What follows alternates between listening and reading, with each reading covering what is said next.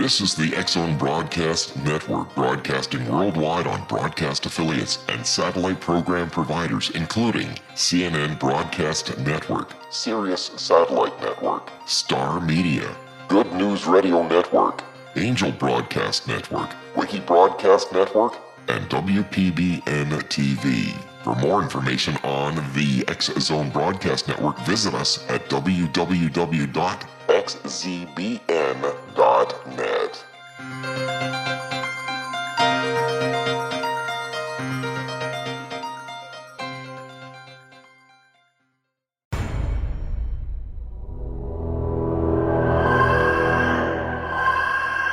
This is the X-Zone Radio TV show with Rob McConnell on the X-Zone Broadcast Network and our worldwide family of broadcast affiliates. If you have a question for Rob McConnell or his guest, or if you've had a paranormal experience, call toll-free 1-800-610-7035 extension 0 or email xzone@xzoneradiotv.com. On all social media sites, our one address is X-Zone Radio TV.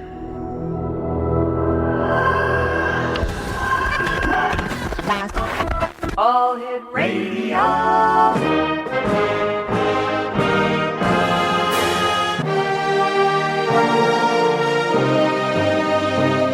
Welcome to the X-Zone, a place where fact is fiction and fiction is reality. Now, here's your host, Rob McConnell.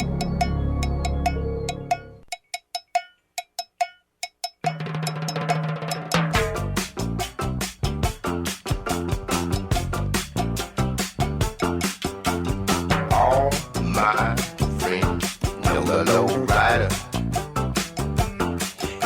The low rider is a little higher.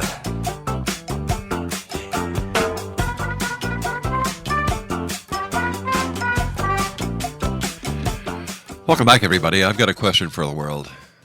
How come we can put space vehicles on the moon, Mars? We can do so many wondrous things, yet we can't find a cure for the common cold. What in the name of heavens is all this about? Here I am. It's January the 7th, and I've still got this blooming cold that I got before Christmas. Here's the real ironic part. I got my flu shot. I got my pneumonia shot now. Ooh, I've reached that age. And I've got a cold. My wife, who's a nurse, she just finished this horrific cold. I don't know. If you have any ideas, send me an email. xzone@xzoneradiotv.com. I'm going to ask Dr. Joe Marrow this question when he's on with us later this week. It's one of those days. We've got another ice storm coming. Tens of thousands of people in Canada and the United States are still without power.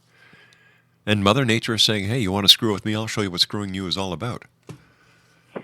Here comes the ice. The Iceman cometh. Makes me want to watch that movie, The Ice Age. You know, with a sloth? I'm a sloth. Yeah. 1-800-610-7035, worldwide toll-free. Email xzone@xzoneradiotv.com on MSN Messenger and all the other social networks that are now available. One very simple address, X-Zone Radio TV, and our website, www.xzoneradiotv.com. Here's my second question for you this hour, X-Zone Nation. What happens when a confirmed skeptic marries a gifted psychic? I bet you're saying, well, what does happen, Rob? My guest this hour is Louisa Oakley Green, and when she was looking for a husband more than 20 years ago, the last thing on her list of must-haves was someone with gifted psychic ability. Now, a writer who spent most of her career writing about science, she thought the supernatural was just nonsense. 20 years later, she's changed her mind. And we're going to ask her why, and we're going to find out why. And first of all, Louisa Oakley Green, welcome to the X-Zone, and to you and your family, the very best of 2014. Well, thank you, Rob. It's really a pleasure to be here. I have to ask you, what's it like being married to a psychic? Well, it's kind of like a reality roller coaster. Oh, boy. Particularly if you started out as a psychic, because when I first met him, I really didn't take psychic ability very seriously. And over the last 20 or so years of marriage, I've learned to change my mind, and it was very grudgingly.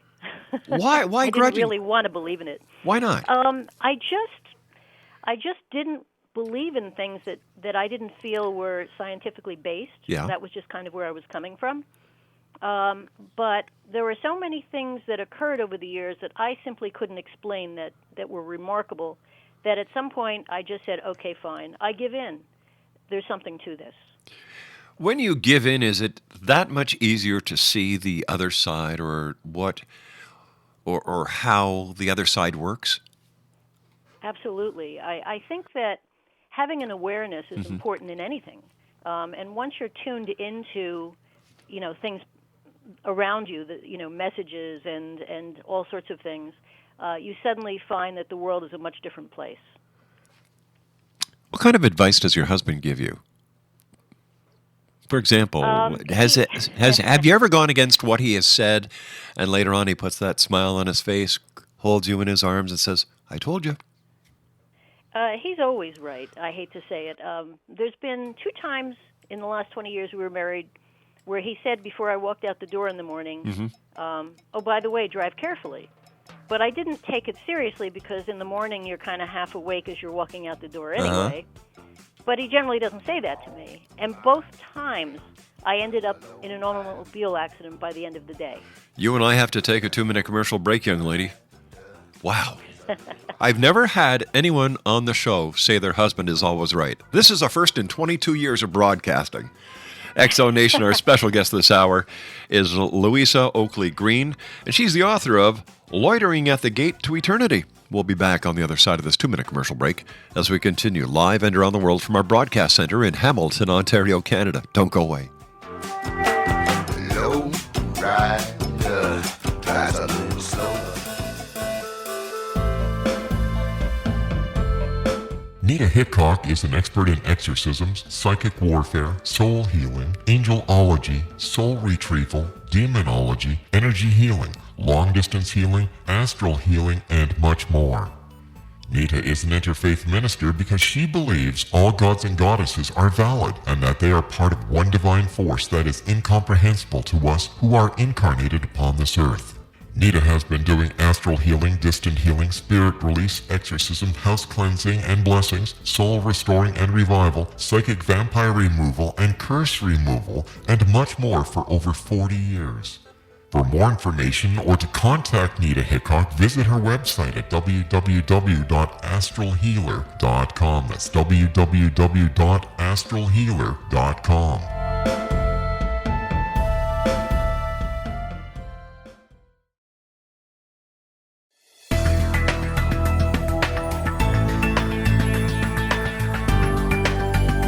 Do you think you have energy problems in your home? Do you feel better when you're away than when you're home? Joey Korn is a global leader in the world of dowsing who specializes in personal energy clearing and space clearing. He can help you create an ideal energy environment in your home no matter where you live in the world. Learn about his remote spiritual house cleaning services and much more at www.dowsers.com.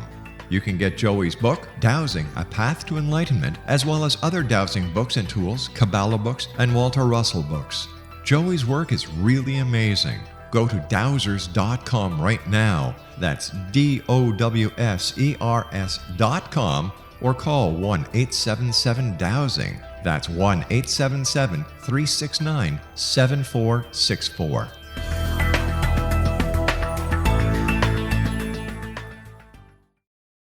Drumming my pain with his fingers, singing my life with his words, killing me softly with his song, killing me softly with his song, telling my whole life with his words, killing me softly with his song.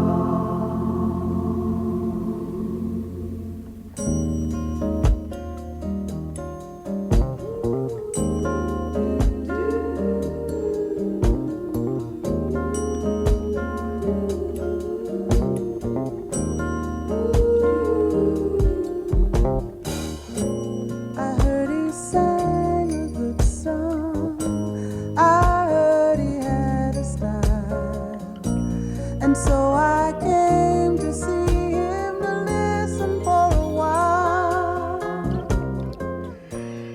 Welcome back, everyone. This is the X Zone. My name is Rob McConnell. We're coming to you from our broadcast center in Hamilton, Ontario, Canada.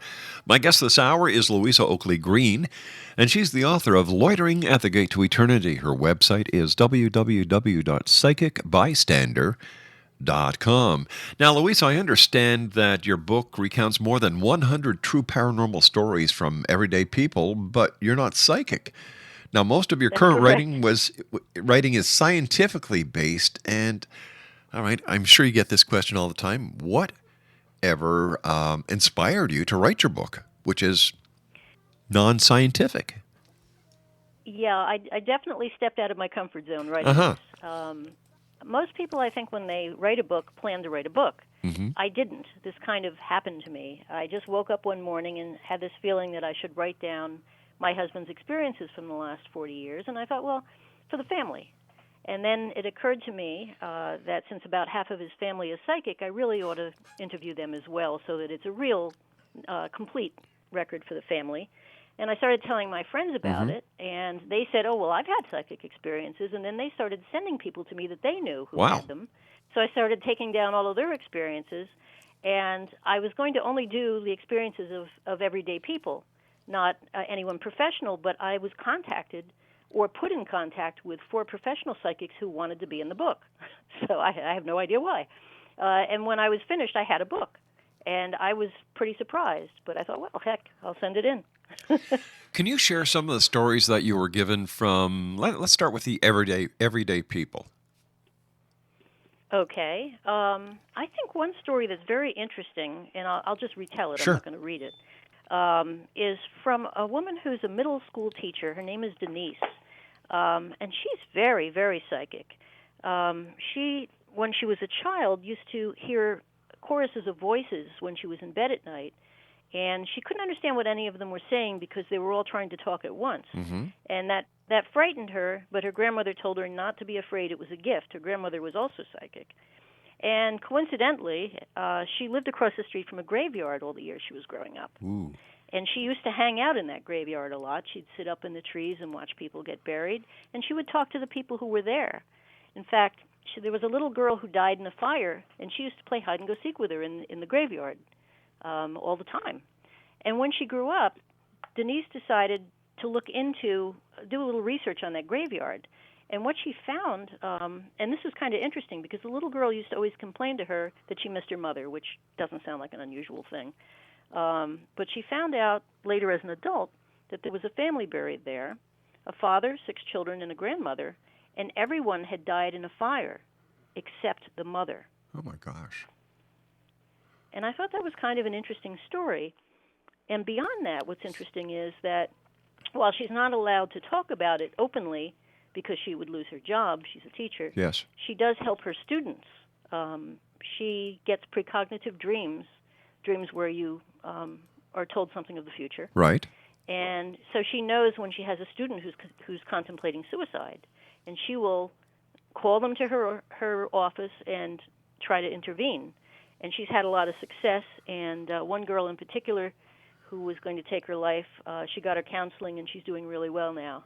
So she's the type of teacher we really want to have in our school systems. Exactly. And it's pretty bad when people who have a gift, now I'm not saying all psychics are gifted or all people have these premonitions that they're all playing with a full deck, but people with a proven track record, like this teacher, I think it's a shame that they have to hide in fear of retribution for the help that they're giving people.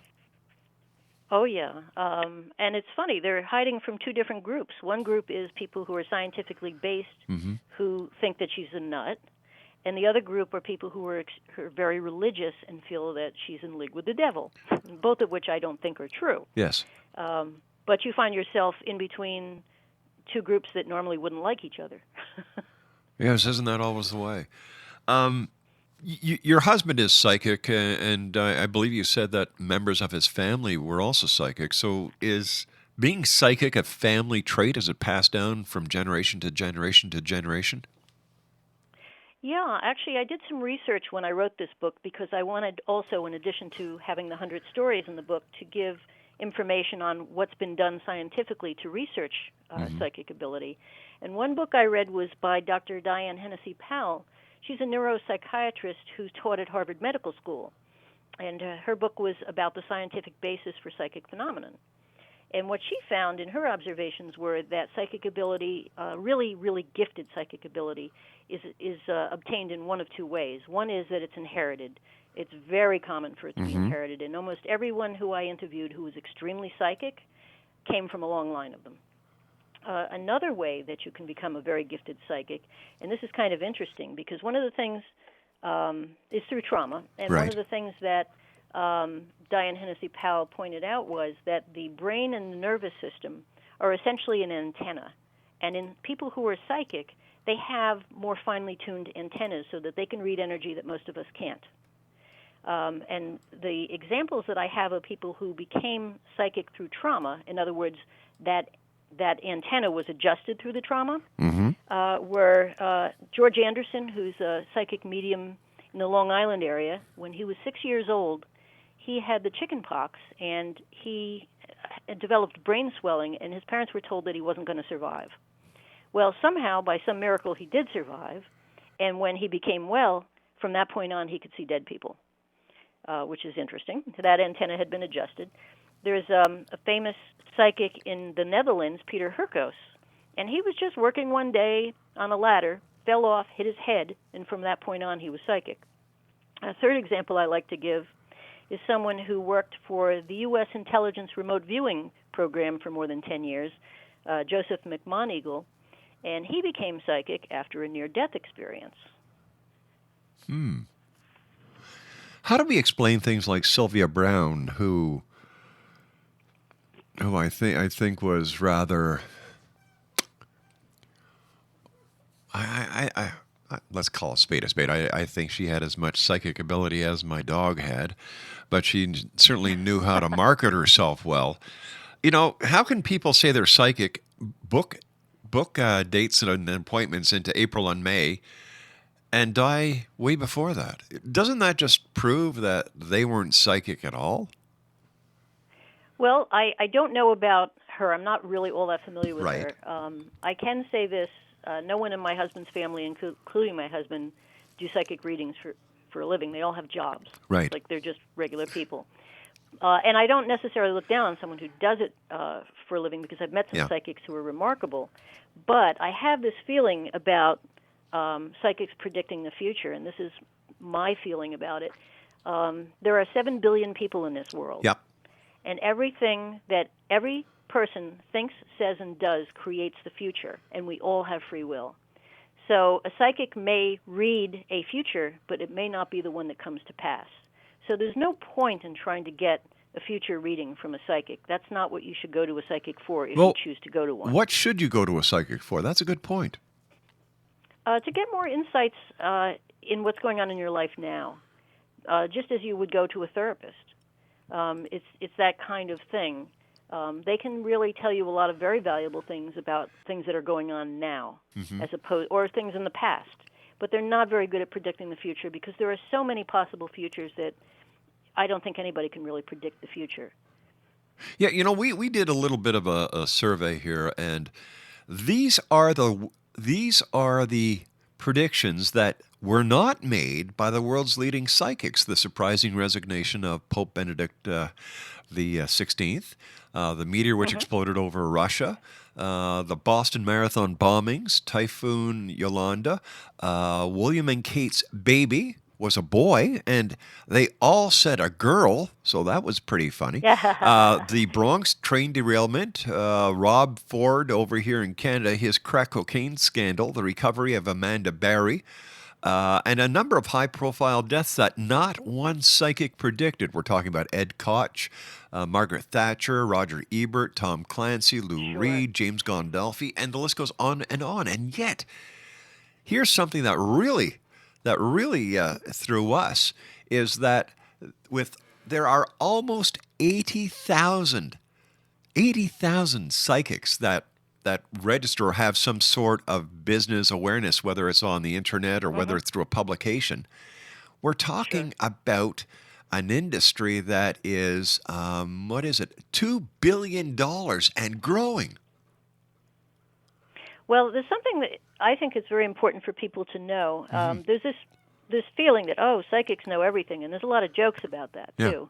But the fact of the matter is that psychics don't know anything. They're nothing more than spiritual postmasters. If they get a message, they can deliver it. If they don't get a message, they can't deliver it.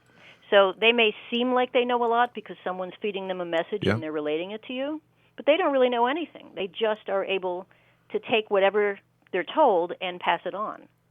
So if nobody was told about a train wreck or a bombing because there might be some reason why we're not meant to know it ahead of time, then nobody will be predicting it. I remember after the tragedy of 9/11, all these psychics came forward and said, I knew that was going to happen. Well, and I'd say, well, if you knew it was going to happen, why didn't you see it? Well, because it's always easy to say that afterwards, isn't it? Exactly. Hindsight is 20/20. Please stand by, Louisa. You and I have to take our news break at the bottom of the hour. X-Zone Nation, a most intelligent conversation with a very fine lady.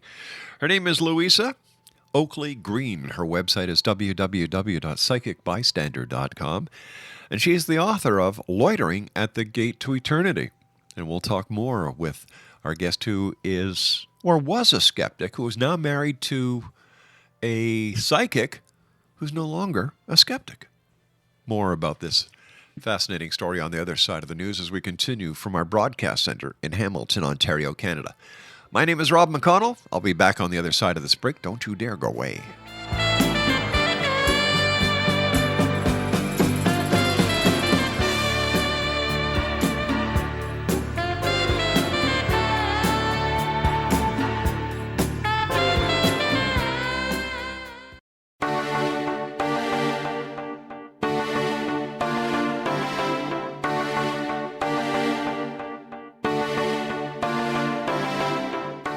What if someone told you you could live to be 120? Would you believe him? What if he told you the Bible guaranteed it? All you needed to do was follow his rules and buy his products. Would you do it? What if you invested 20 years of your life in him? What if he tested his substances on your child? What if your child became brain damaged as a result? Meet Dr. Tyler Belknap, a fast-talking Texas admin turned health guru. At the helm of a vast health food and supplement empire, he has established himself as the authority on nutrition and longevity. But what his followers don't know is that his products are laced with bizarre psychoactive substances from genetically modified plants developed in his very own secret lab. No wonder his customers can't stop using them. Tyler Belknap will stop at nothing to keep his edge in the market, even if it means experimenting on children. Chasing 120, a story of food, faith, fraud, and the pursuit of longevity, a novel from the pen of political cartoonist Monty Wolverton, is an easy and entertaining read full of rich characters and intrigue. It hits home in a world filled with all kind of hucksterism and offers a glimpse of what can happen when GMO technology falls into the wrong hands. Chasing 120 by Monty Wolverton. Get your copy today at www.ptm.org/120 or on Amazon.com.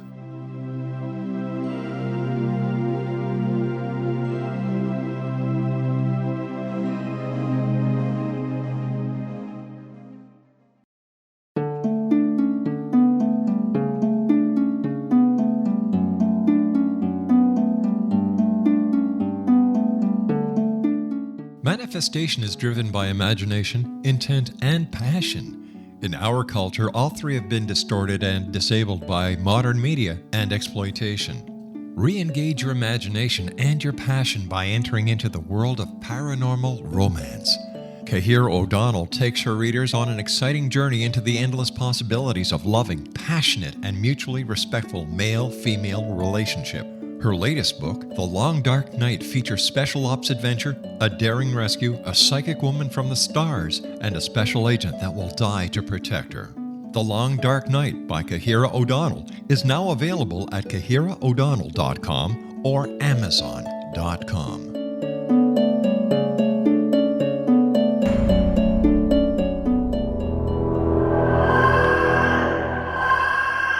This is the X-Zone Radio TV show with Rob McConnell on the X-Zone Broadcast Network and our worldwide family of broadcast affiliates. If you have a question for Rob McConnell or his guest, or if you've had a paranormal experience, call toll-free 1-800-610-7035 extension 0 or email xzone@xzoneradiotv.com. On all social media sites, our one address is X-Zone Radio TV.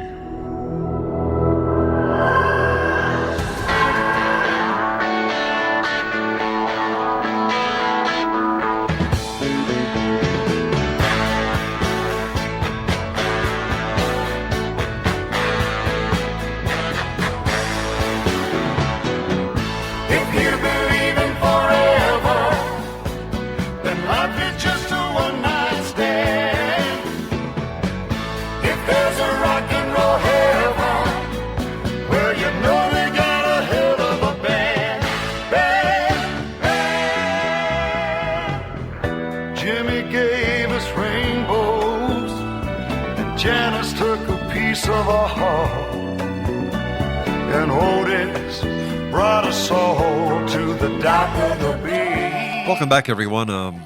Speaking about the rock and roll heaven, I'd just like to pass on two sad notes that we received over the last couple of days here at the X-Zone. Our good friend Dr. Patrick Heron, who wrote continuously on the Nephilim, the Antichrist in Dublin, Ireland, passed away. And also Lloyd Pye passed away, and Lloyd was known worldwide for his ongoing work in the Star Child Project to show the families of Dr. Patrick Heron and Lloyd Auerbach our deepest condolences, and our love and prayers are with you all. 1-800-610-7035 worldwide. My name is Rob McConnell. Our very special guest this hour is Louisa Oakley Green. Now, she's the author of Loitering at the Gate to Eternity, and her website is www.psychicbystander.com.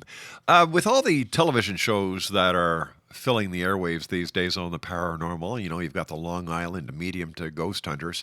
How is this affecting the paranormal? Are people taking it more seriously now, or do you think that people are saying, what a bunch of woo-woos?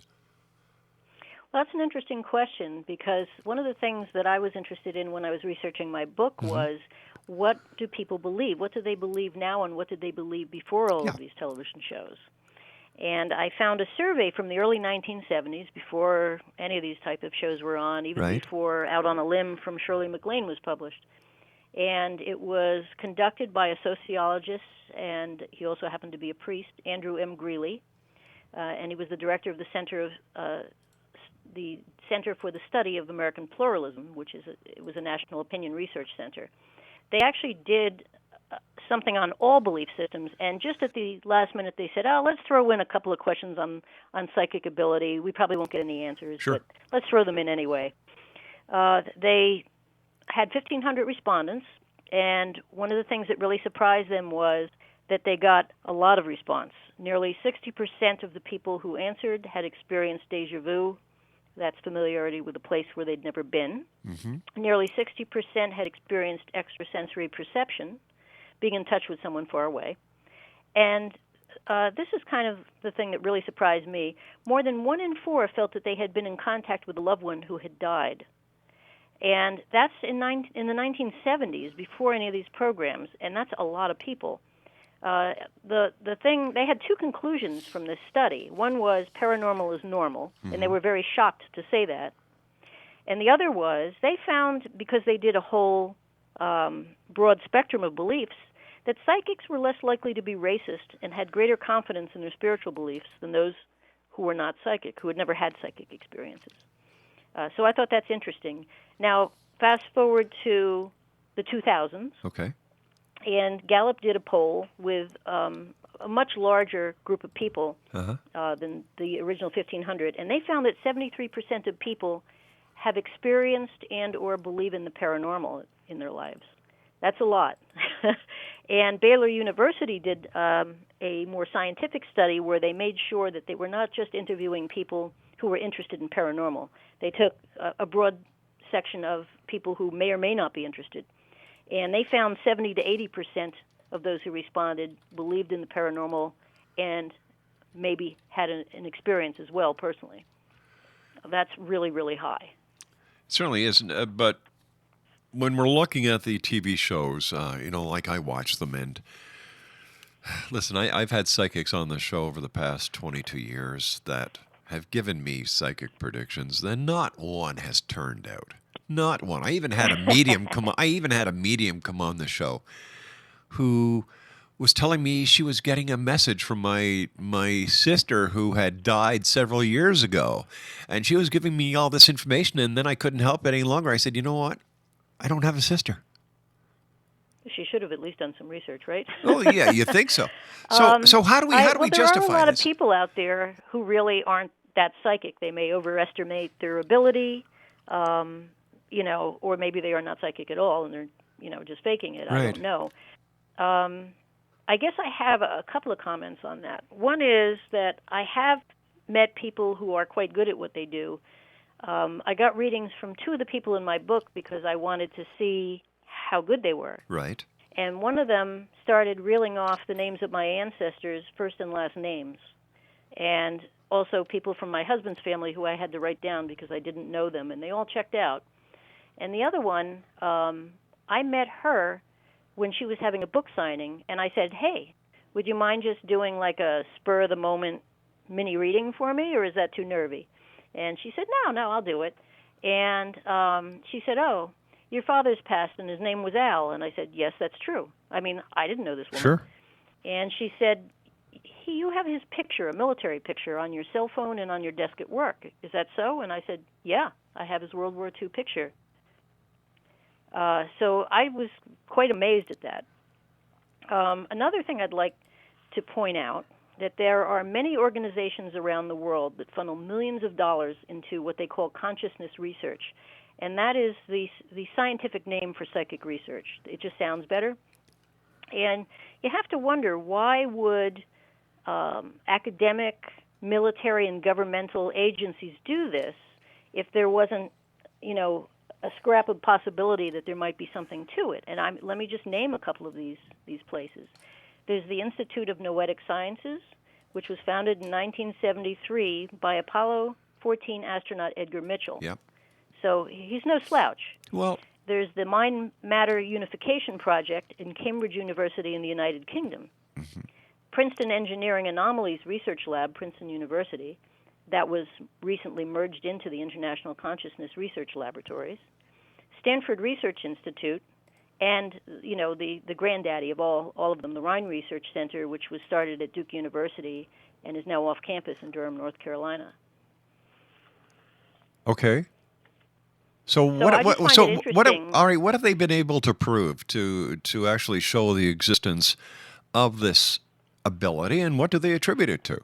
Like, it's nice to have all these people with all these titles behind them, but right. Where's the beef? Well, one of the things they did early on at the Rhine Research Center, and this began in the 1930s, was they developed these special cards that have symbols on them. Yeah, the Zener cards. Exactly. And they used those to see whether or not someone who felt they were psychic could beat the odds. Right. And they found that there were certain people who consistently did beat the odds. So from a scientific standpoint, you could say, okay, there is some proof. But also going back to the Rhine Institute, the Zener cards were the forefront testing units for extrasensory perception. Correct. Okay, so this, I don't put that in the same category as psychic anomalies or psychic abilities. Oh, see, I consider that all kind of related. Well, you see, I think let's talk about what is psychic. There's kind of two areas that I see. One is the ESP clairvoyance area, where you know something from the past, present, or future that you really shouldn't have any way of knowing. The other is psychic mediums, people who communicate with the dead. So those to me are the two different areas, and ESP falls to me into the first area. All right, tell me about some research that's gone into psychic mediumship. Psychic mediumship. Well, there's a place in Arizona that's done a lot of testing. I'm sorry to say I don't remember their name, but I remember when Alison Dubois had her program on. She had a program called Medium. She does a lot of work for the police departments, and she helps solve crimes. And they tested her there, and they found that she beat the statistics. And as far as being a psychic medium, she got all her tips for the police department through talking to people who were passed on. And it's pretty much on record there that she solved a lot of crimes. But what about scientific research? What kind of proof is there? I'm not talking about institutes that work with metaphysics. I'm talking about hardcore science. I understand what you're saying, and here's my feeling about that. The scientific method was, and that is basically repeatable experiments to show that something is so, a property is so, was made to measure things in the physical world. You really can't measure energy with those things that are, particularly not things that are properties that repeat themselves. The nature of the paranormal is that it isn't predictable, and it's not a physical property. Okay, it's not like gravity. If it's not predictable, why is it so interesting to people? Because if all you can do, if you can't predict anything, the only thing you can actually work with is the present and the past. And everybody knows their present, everybody knows their past. So what is so special about psychic abilities then? That's kind of interesting. I guess primarily people draw a lot of comfort from knowing that those that they've lost are still around, and that when we die, it's like walking from one room into another. It's not that big a deal. And I have to say that a lot of these things, and this is one of the reasons why I had so many problems over the years, tend to be, if you haven't personally experienced it, there's no reason to believe it. I mean, I'll give you an example from my father's funeral. One of the early things in my marriage that made me realize that maybe I ought to be paying attention to this. And it's very anecdotal, and of course in science, anecdotal is not really taken that seriously, but I'm going to tell it to you anyway. When my father died, I helped my mother with the funeral arrangements, and one of the things I did absent-mindedly, because you don't think very well when you're planning your father's funeral, is I called the church where we were raised because I knew that that minister would know my father. What I didn't realize, because in my mind this minister was frozen in time, was that he had retired. He was in his 80s. He hadn't done really anything for years. But when I called, his wife was so thrilled that anybody would want him anywhere because he was sitting around at home that she sent him. So I'm sitting at the funeral. I'm between my mother and my husband in the first row. And the funeral, the minister, we realized, after about 15 minutes, had lost his focus, and he was wandering all over the place. I mean, he wasn't really quite with it. And in a sense, that was a relief because there was a little bit of humor there. But my husband, at one point, leaned over and whispered in my ear, "I see your father standing next to the minister. His arms are crossed, and he's tapping his foot, and he looks very impatient." Now, just having my husband whisper that in my ear would not really prove anything to me. But I didn't have time to talk to anyone that day at the funeral. You just meet so many people that you're just not having conversations with them. Somebody called me a week later who my husband and I hadn't had a chance to speak to. It was my brother-in-law. And he said, "Louisa, I didn't want to say anything the day of the funeral because I didn't want to upset you, but I want you to know that while the minister was talking, I saw your father standing next to him, tapping his foot with his arms crossed, looking very impatient." Now, these people hadn't spoken to each other, and to hear something that exact from two different people who were there was something that I had to really take seriously. That's the type of anecdotal thing that, you know, can personally prove it to you, but nobody else is going to care. So my feeling is when it comes to something like the paranormal, it almost is something that, as an individual, it has to be proven to you. It's just not something that's scientific. If the paranormal is so prevalent as some of these polls like to say it is, then how come more people don't accept it? How come there are still so many people, the preponderance of society looks at it and says, yeah, right. Then how come more and more people... Well, and that's exactly why you're not hearing about it, because, for instance, when I was interviewing for my book, these people came to me because they really wanted to talk to somebody. And I interviewed them, and I was very respectful. I'm a journalist, so I didn't editorialize. I just took what they said, and I wrote it down and presented it. And almost all of them said to me, and some of them were like in their 40s and 50s, "You're the first person I've ever talked to about this. It's just a relief. For the first time in my life, I feel validated." But why were you... people... Yeah, go on. Well, the reason why people are not talking about it is because they're afraid somebody will make fun of them, or in the case of Denise, she was afraid she would lose her job. There's not a lot of acceptance for people. I mean, I think people talk about it within their personal circles. Right. But they don't make a big deal out about it. They really pick and choose who they would discuss it with. But doesn't that work nuts. against them? Because if you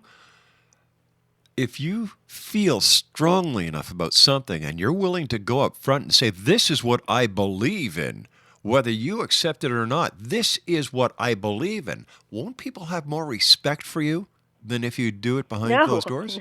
Not necessarily. Oh, I don't know about that. You know, we live in a contentious world these days. It used to be when I was growing up that people had different viewpoints, and they respected each other's viewpoints. They may not agree with them, but they respected them. But today we live in a very contentious world where people, for some reason, if they disagree with someone, start calling them names. And in that atmosphere, how could anyone feel comfortable saying, "This is what I believe in," particularly if they could lose their job or be thought of very poorly by people? All right, stand by. You and I have to take our final break for this hour. X-Zone Nation, www.psychicbystander.com is Louisa's website. And we'll be back on the other side of this break. Don't go away.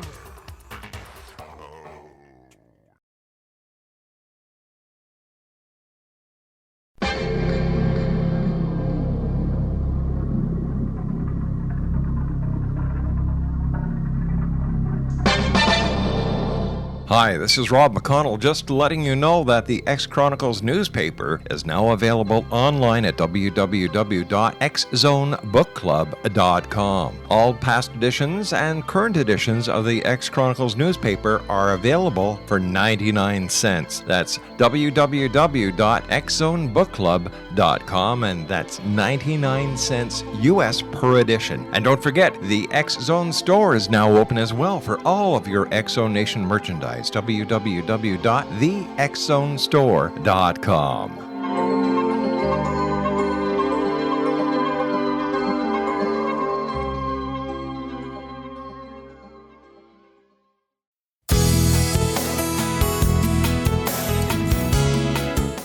With each new extreme weather event or terrorist act, it becomes increasingly obvious that we live in uncertain and challenging times. We all buy car insurance. Why not collapse and catastrophe insurance? Matthew Stein, an MIT-trained engineer and green builder, has written 2 outstanding books to help people prepare, plan for, and deal with everything from minor situations lasting a few days to full-on collapse.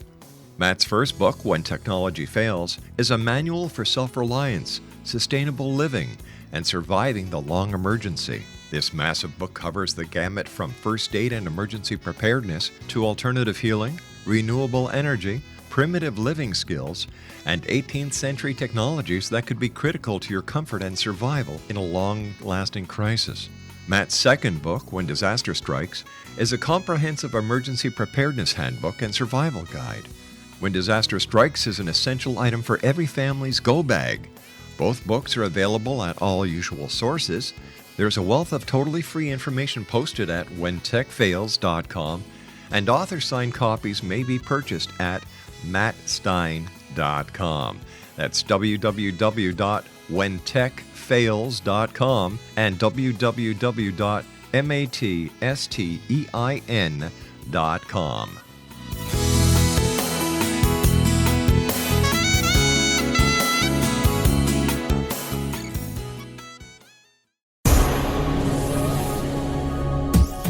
This is the X-Zone Broadcast Network, broadcasting worldwide on broadcast affiliates and satellite program providers, including CNN Broadcast Network, Sirius Satellite Network, Star Media, Good News Radio Network, Angel Broadcast Network, Wiki Broadcast Network, and WPBN TV.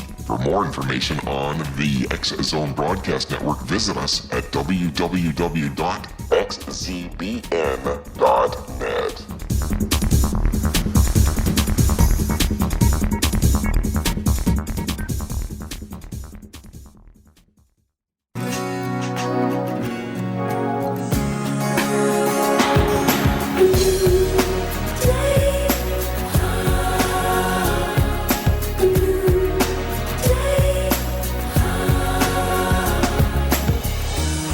I was waiting for so long for a miracle to come.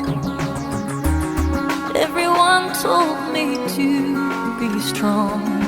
Hold on and don't shed a tear. Through the darkness and good times, I knew I'd make it through. And the world thought I had it all, but I was waiting for you. Welcome back, everyone. Louisa Oakley Green is our special guest. She's the author of Loitering at the Gate to Eternity. Her website is www.psychicbystander.com. If someone has a child in our listening audience who says that they see invisible, or they have invisible friends, or they see angels, how should the parent react to those statements? Well, I would, support their experience. Everyone has to decide how they want to approach it because it's their child and their belief system. I personally would, talk to them about it and let them talk to me about it. If it's real to them, then let it be real. If it's not real, when they get older, they'll discard it anyway. Should the paranormal and a person's beliefs in the paranormal interfere with their religious philosophies? I don't think so. I mean, my late mother-in-law was a devout Catholic, but she grew up in a family that had a lot of psychic ability, and she just didn't see any conflict in it. No way.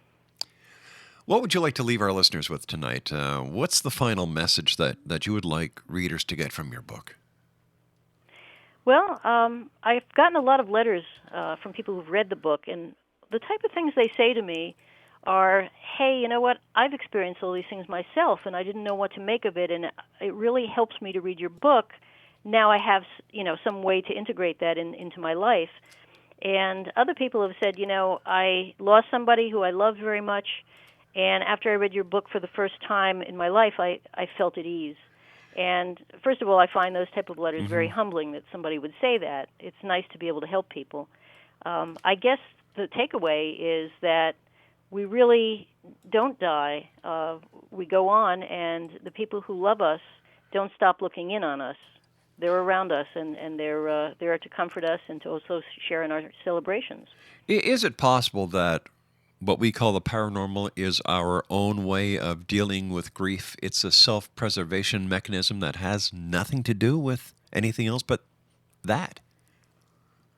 Well, anything's possible. I personally have had so many experiences over the last 20 years that I used to believe that, but I don't anymore. I think there's actually something to it. And I think that, someone shouldn't just gullibly accept everything face value. I think, whatever's going on in your life, it should prove itself to you. I would not recommend somebody just believe everything just because, but I would say that of anything.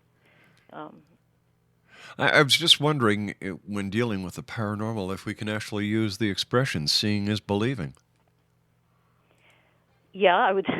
I would definitely say that. Or if there's someone in your life who you know is sane and you trust, and they have an ability, then seeing is certainly believing as well through them. Louisa, I want to thank you ever so much for joining us. Congratulations on your book, Loitering at the Gate to Eternity. And Exonation, if you'd like more information on Louisa or how you can get a copy of her book, Loitering at the Gate to Eternity, visit her website at www.psychicbystander.com. I'll be back on the other side of this commercial break with the news at 6.5 minutes past the top of the hour as we continue investigating the world of the paranormal and the science of parapsychology in what I like to call real reality radio here in the X Zone from our broadcast center in Hamilton, Ontario, Canada. Don't go away.